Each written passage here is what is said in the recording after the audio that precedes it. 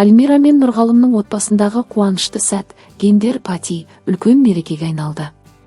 Бұл шара тек сәбидің жынысын анықтайтын сәт емес, достар мен жақын жандардың бас қосып, шаттық пен махаббатқа бөленетін ерекше күнге ұласты. Альмира мен Нұрғалым осыған дейін екі қыз, бір ұлдың ата-анасы болатын. Ал енді олардың шаңырағында тағы бір ұл дүниеге келетіні белгілі болды.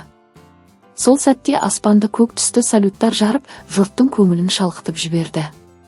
Көк түс, болашақ ұлдың белгісі ретінде көпшіліктің жүрегін елжіретті. Бұл көрініс еріксіз көзге жас келтірді, әсіресе жақындар мен достар үшін бұл нағыз естен кетпес сәт болды. Гендер Патиге арнайы шақырылған қонақтар бұрынғы жобаның қатысушылары болды. Ақтөре мен Зухра, Хамо, Мөлдір, Диана және басқа да көптеген таныс есімдер сол кештің сәнін келтірді. Олардың әрқайсысы бір-бірімен сағынысып көрісіп, мерекеге ерекше атмосфера қосты.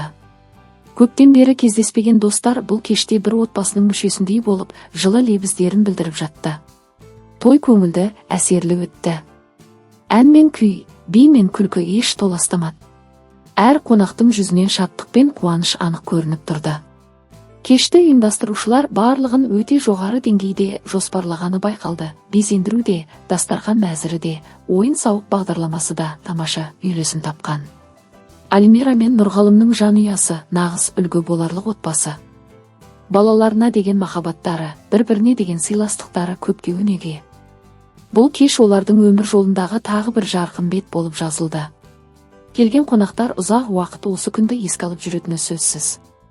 Ал болашақ сәби бұл отбасының жаңа үміті, жаңа қуанышы. Көк салютпен бірге жаңа өмірге жол ашылды. Енді барлығы тек жақсылық, тек махаббат, тек бақыт болсын деп тілейміз.